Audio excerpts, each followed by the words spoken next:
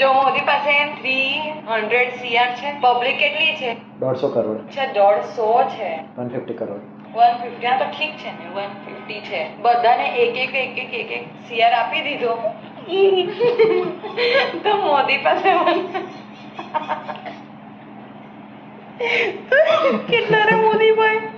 150. અરે બોલો ને યાર.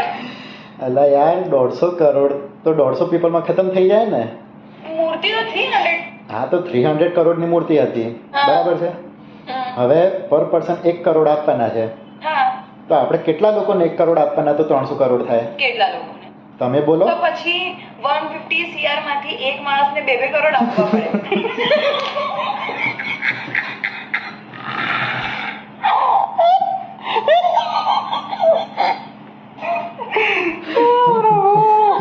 અરે easy છે ને. બોલો તમે બોલો.